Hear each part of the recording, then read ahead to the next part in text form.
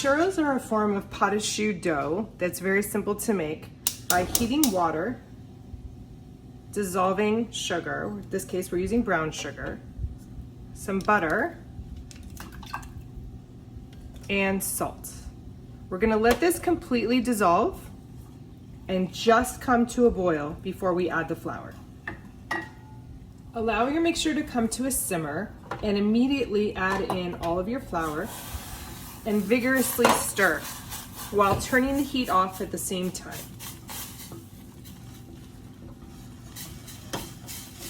Make sure you stir until all of the flour is completely incorporated. I find it easiest to work with a wooden spoon. Hold it really firmly, and the flour mixture should remove itself from the sides of the pan. It'll actually create a dough, and it will pull tight together. Once this is formed like this, we're going to transfer this dough into our mixer.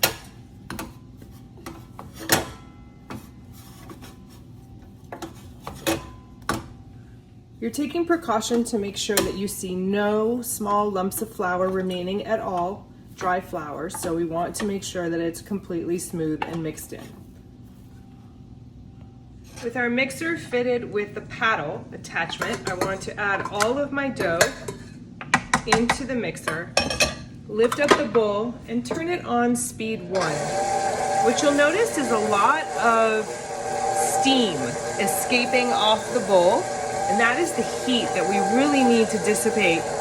It's very hot on the bottom, and we want to do this for a few minutes before we start adding the eggs so we do not overcook the eggs at all. So let this run on first speed for about 2 to 3 minutes. When the mixture is cooled down after a few minutes, you want to add the eggs one at a time. Allow this to really incorporate. We can turn the speed up one more and allow it to absorb into the dough mixture.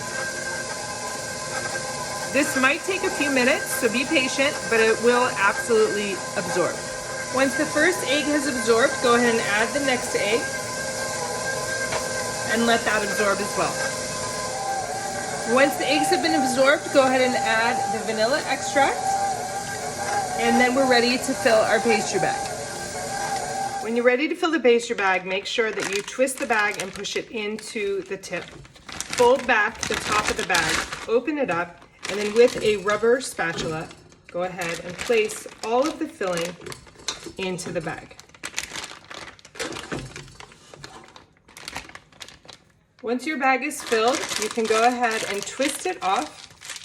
It can be stored in the refrigerator for frying use later, or you can go ahead and fry with it right away. I have my setup here for my churros along with my oil that's heating right now. I want to get my oil to about 360 degrees and fitted with a thermometer. So my churro dough that's rested overnight here, or you can fry it directly from when you make it, not a problem.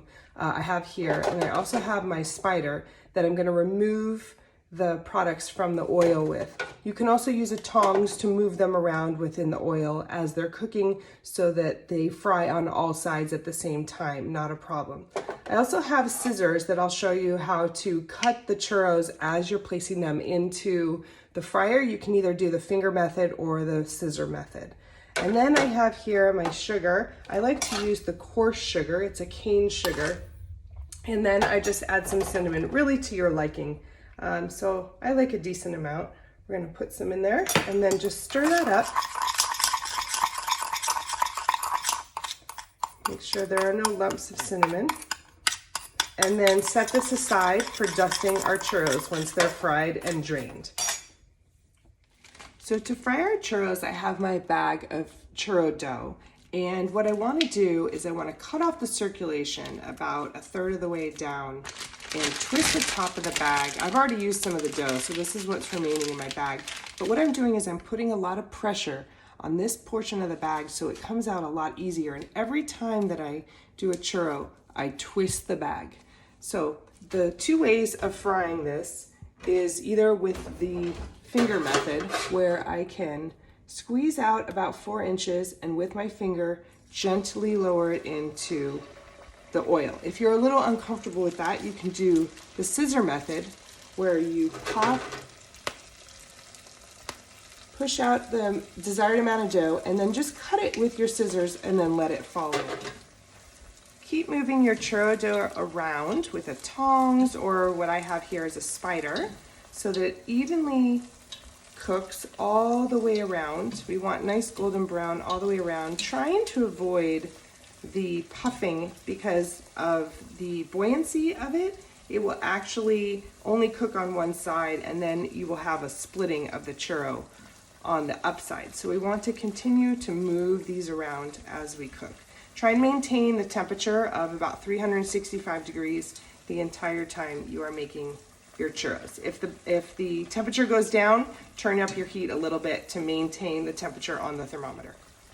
When you are piping your dough, make sure that you don't start too far above, but that it actually drops into the oil before you cut it off, and therefore it will not splatter. Making these a bit longer this time. And my first batch is almost ready to pull out. They take about 5-6 minutes to cook. I'm going to squeeze the last little bit out of there. But always drop it into the oil first and then cut, and therefore it will not splatter down. Keep moving these guys around, and the other ones are almost ready to take out. When I'm ready to remove my churros, I just want to remove them with my spider, or a slotted spoon works fine. Keep my eye on my other ones, and go ahead and place them on a cooling rack in order to drain properly. I'm going to let them drain for about a minute or so to cool down enough that I could touch them with my hands, and then we're going to sprinkle them with our cinnamon sugar. When our churros are cool enough to touch, but they're still hot, you want to take and sprinkle all the grooves with the sugar.